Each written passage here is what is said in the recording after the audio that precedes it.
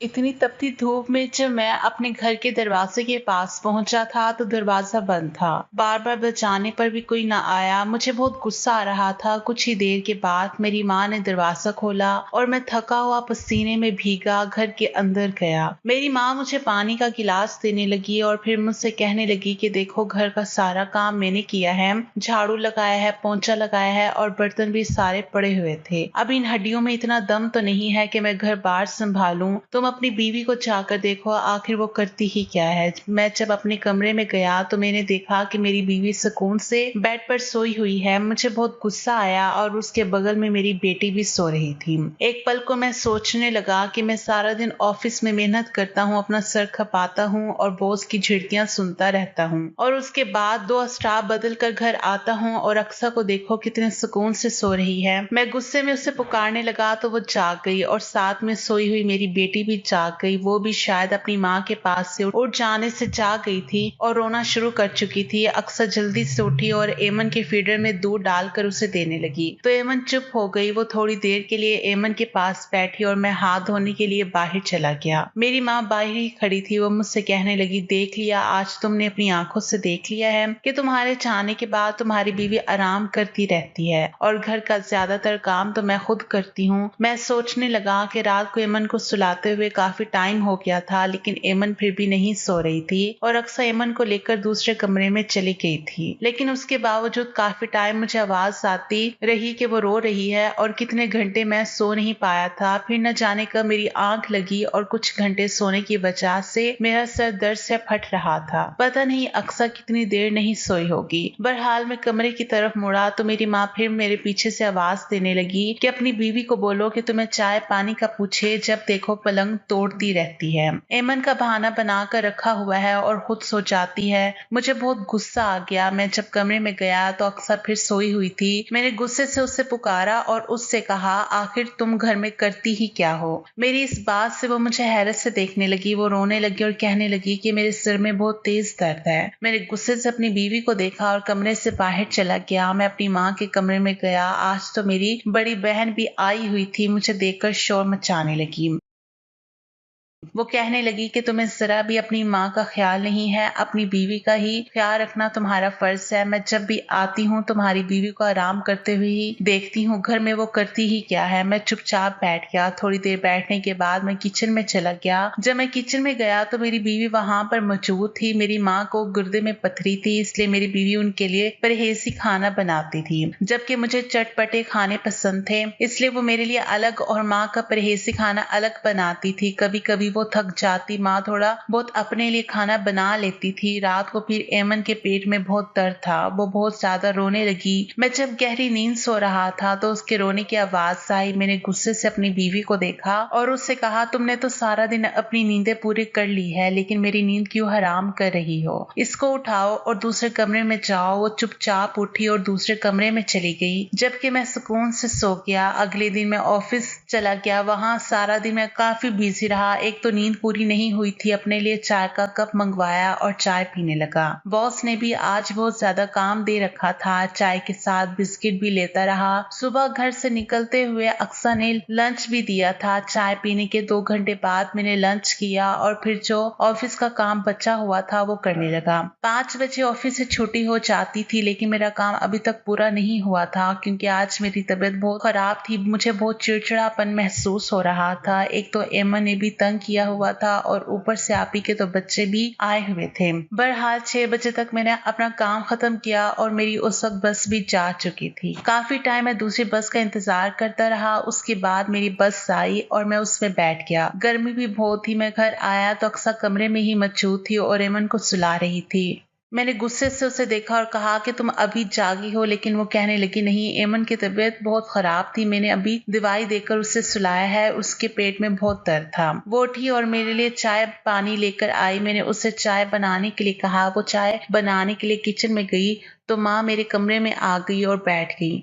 मैंने अपनी माँ से हाल चाल पूछा तो वो कहने लगी, बेटा तुम्हारी बीवी अब उठी है, कुछ भी नहीं करती। मुझे बहुत गुस्सा आया, मैं उठा और किचन में अक्सर पर चिल्लाने लगा। मैंने उससे कहा कि तुम दफा हो जाओ, अपने माँ बाप के घर चली जाओ, यहाँ पर तुम करती ही क्या हो। जबकि वो मुझे हक्का बक्का सी देखने लगी और परेशान हो गई। कहने लगी, हसन क्या बात है, आप क्यों मुझ पर चला रही हैं। जबकि मैं उससे घूरे जा रहा था और मैंने उससे यही कहा था कि अब आदमी किस लिए शादी करता है, या बीवी उसका घर संभाले, इसके बच्चों का ख्याल रखे, और क्या मेरी माँ इस हालत में घर के काम करते हुए अच्छी लगती है। तो मैं जरा भी ख्याल नहीं है कि मेरी माँ की तबीयत भी ठीक नहीं रहती। जबकि अक्सा मुझे परेशानी से देखे जा रही थी। कहने लगी, नहीं हसन, मैं सारा काम खुद करती हूँ। सारा काम करने के बाद मैं कमरे में जाकर आराम कर रही थी। पूरी रात एमा ने भी मुझे सोने नहीं दिया, जबकि मैं उसी बात पर अड़ा हुआ था कि नहीं, मैंने खुद कल अपनी आंखों से देख लिया है कि तुम क्या कुछ करती हो।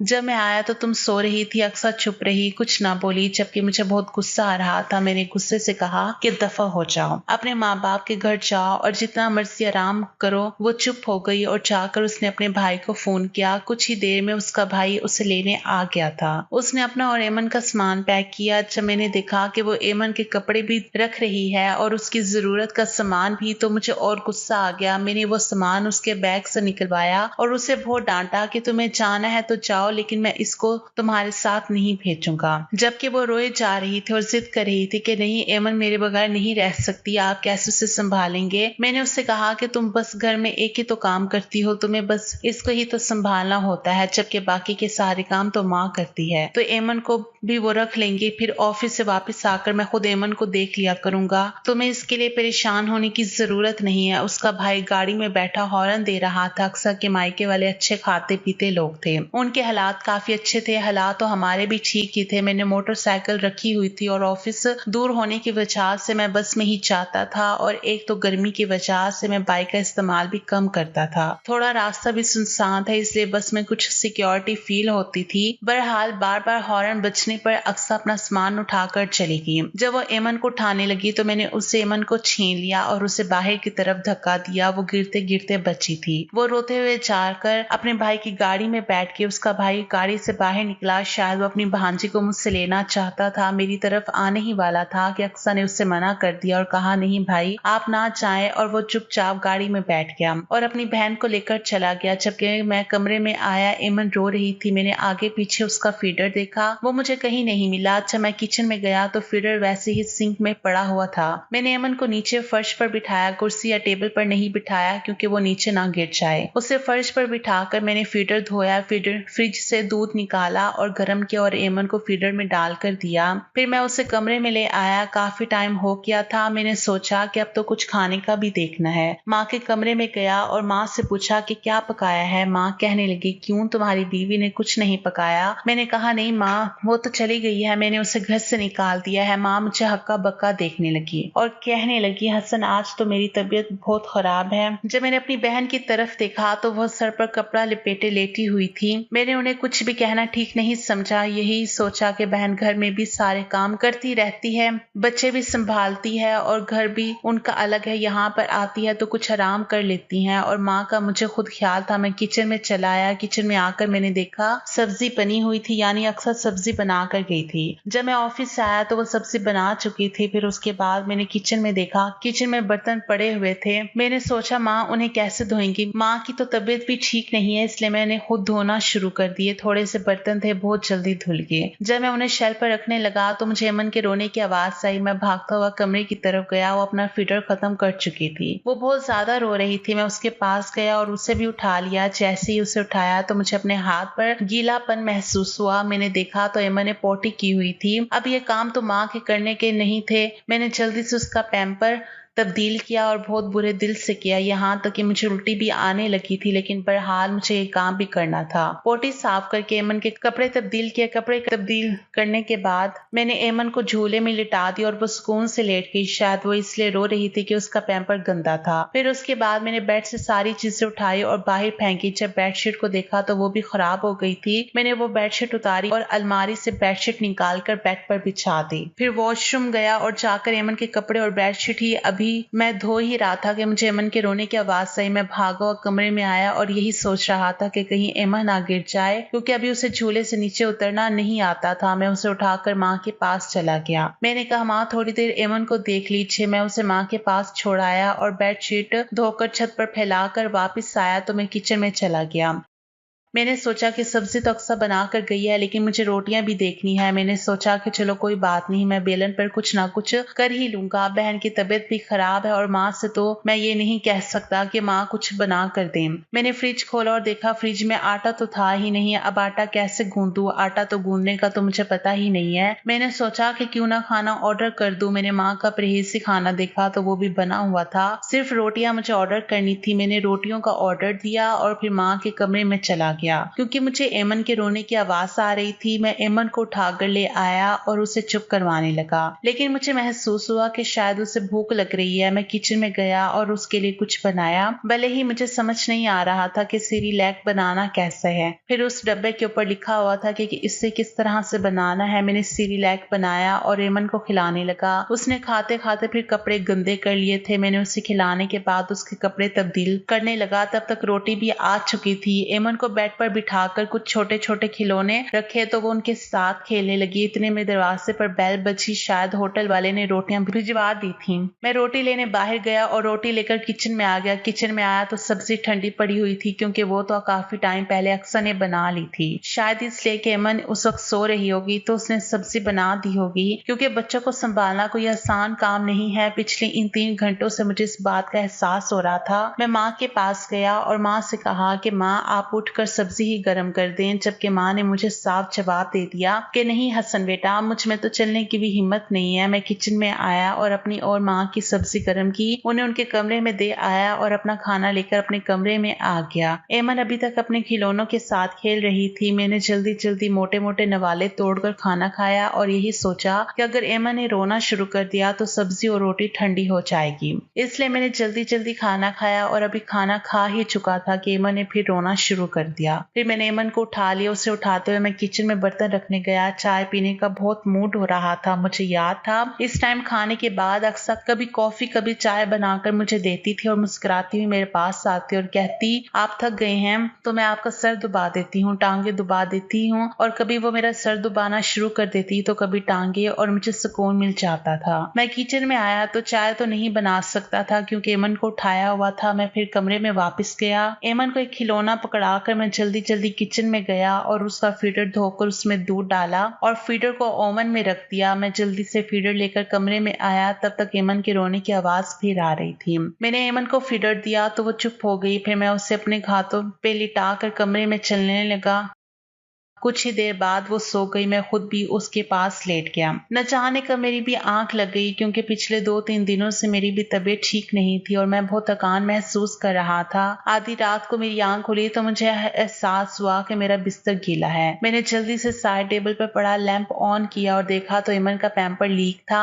मैंने जल्दी से उसका पैम्पर तब्दील किया, उसके कपड़े तब्दील किए। मुझे नींद इतनी ज्यादा आ रही थी कि वो कपड़े मैंने ऐसे ही वॉशरूम में रख दिया और खुद भी सो गया और एमन को भी सुला दिया। सुबह उठा तो काफी टाइम हो गया था। तब तक माँ नाश्ता कर चुकी थी, लेकिन जब मैं जागा तो माँ ने मुझसे नाश्ते का नहीं पूछा। मेरी बहन के बच्चे भी सहन में खेल रहे थे। बहन ने भी मुझसे खाने का नहीं पूछा, जबकि मैं खुद ही किचन में गया और फ्रिज से ब्रेड और मक्खन निकाला और बगैर गर्म किए जल्दी जल्दी खाना शुरू कर दिया, क्योंकि ना तो मुझे पराठा बनाने आता था और ना ही टाइम था। हालांकि मुझे नाश्ते में दही और पराठा पसंद था। मुझे नहीं पता था कि अक्सर कब और कैसे दही बना देती थी और कितना दूध डालती थी और उसमें कितना दही मिक्स करती थी। मुझे तो बस हर चीज तैयार मिलती थी। बहरहाल मैंने ब्रेड खाई और जल्दी जल्दी तैयार होकर ऑफिस के लिए चला गया और एमन को माँ को पकड़ा दिया। सारा दिन ऑफिस में रहने के बाद जब मैं घर आया तो मुझे गली से ही एमन के रोने की आवाज आ रही थी। मैंने दरवाजा खटखटाया तो माँ ने दरवाजा खोला। एमन फर्श पर बैठी रो रही थी। उसके आसपास बहुत सारे खिलौने पड़े हुए थे। जब मैं अंदर गया तो मुझे देखकर वो और चलाने लगी और पापा पापा कहने लगी, कभी पापा और कभी मम्मा। मैंने जल्दी से उसे उठाया और वही कल वाला हाल कि उसके पैम्पर से मेरा हाथ गंदा हो गया। मैं बहुत परेशान और अपनी माँ की तरफ देखने लगा और अपनी माँ से कहा कि माँ आप इसे ही कह देती, उनकी भी तो कुछ लगती है, भाई की बेटी है, इंसान कम से कम मजबूरी में ही कोई काम कर देता है। कहने लगी कि नहीं बेटा, तुम्हारी बहन तो दिन में ही चली गई थी, वो तो 1 महीने से मेरे पास नहीं आई थी और मुझसे मिलने आई थी। मेरी माँ से कहा कि आप इतना तो देख सकती हैं कि आपकी तबीयत खराब है, कुछ दिन रह लेती तो क्या हो जाता। लेकिन वो तो शायद समझ गई थी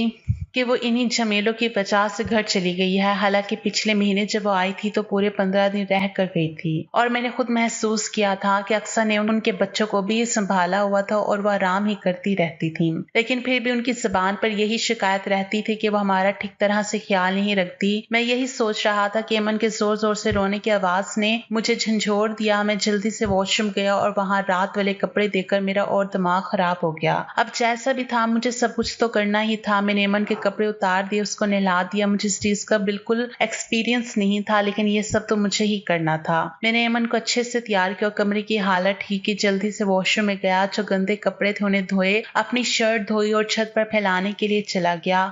मुझे बहुत कुछ याद आ रहा था कि इतने सारे काम के बाद भी अक्सर ने कभी अपने माथे पर बल नहीं डाले थे। अगर मैं कुछ भी कह देता तो वो आगे से मुस्कुरा देती थी। इसके बाद भी वो मेरा बहुत ख्याल रखती थी। ये सब सिर्फ माँ की वजह से हुआ था, क्योंकि माँ मुझे बार बार ताने देती थी कि तुम्हारी बीवी करती ही क्या है। पता नहीं माँ को अक्सर से क्यों इतनी चिढ़ थी। मैं किचन में गया, वहां पर कुछ भी बना हुआ नहीं था। एमन को दूध गर्म करके दिया और यही सोच रहा था कि इतना भड़काने के बाद माँ ने इतना तो कर लिया कि अपने लिए कुछ खाना बना लिया, लेकिन बेटे को पूछा तक नहीं। माँ जो कहती थी कि बर्तन मैं धोती हूँ तो वो सिंक तो बर्तनों से भरा पड़ा था। माँ ये कहती थी कि फर्श मैं साफ करती हूँ, लेकिन 2 दिनों से फर्श भी गंदा था। मैं किचन में गया और कुछ बर्तन धोए, किचन की कुछ चीजें समेटी थी और आकर एमन को उठाया और उसे प्यार करने लगा और अपनी बेटी से कहा कि चलो बेटा। जब बाहर निकला तो माँ कहने लगी, हसन बेटा कहाँ जा रहे हो? मैंने कहा माँ मुझे पता है कि मुझे कहाँ जाना है। ये कहते हुए मैंने अपनी बाइक निकाली और एमन को आगे बिठाया और अपनी बाइक को साइड पर ले गया जहां मुझे जाना था। जिन रास्तों पर मेरी मंजिल थे, मैं ये समझ गया था कि मैं अक्सर के बगैर कुछ भी नहीं हूँ। मेरी बीवी के बगैर मेरा घर अधूरा है। ये सब कुछ मेरी बेटी, मेरा घर तो मेरी बीवी ने संभाला हुआ था। मुझे अभी भी याद आ रहा था कि सुबह ऑफिस के लिए कपड़े निकालना भी मेरे लिए कितना मुश्किल हो रहा था। वो तो शुक्र है कि अक्सर ने कुछ कपड़े मेरे प्रेस करके अलमारी में लटकाए हुए थे। मैं इन्हीं सोच में था कि अक्सर के मायके के करीब पहुंच गया। मैंने दरवाजा खटखटाया तो दरवाजा उसकी भाभी ने खोला। मैं सलाम करते हुए अंदर गया। उन्होंने अमन को मेरी गोद से लिया। मैंने उनसे अक्सर के बारे में पूछा। उन्होंने कहा कि वो अंदर कमरे में बैठी है। मैं जब उसके पास गया तो मैं देखकर हैरान रह गया कि उसकी आंखें सूजी हुई थी। शायद वो बहुत ज्यादा रोई थी। मैंने उससे पुकारा। मुझे देखकर वो बहुत हैरान हुई और जल्दी से उठ खड़ी हुई और मुझसे अमन का पूछने लगी। जल्दी से भागकर बाहर गई और उसने अमन को उठा लिया और उसे चूमने लगी। ये सब देखकर मैं मुस्कुराने लगा और मैंने अक्सर का हाथ पकड़ लिया और उससे कहा, मैं तुमसे माफी मांगने आया हूँ। तुम्हारे बगैर मेरा घर अधूरा है। मेरा इतना ही कहना था कि वो मुस्कुरा दी और एमन को खूब प्यार करने लगी। वो एक बीवी भी थी और एक माँ भी थी। वो हंसी खुशी मेरे साथ मेरे घर वापस आ गई। बस इन 2 ही दिनों में मुझे एहसास हो चुका था कि बीवी के बगैर सब कुछ अधूरा है।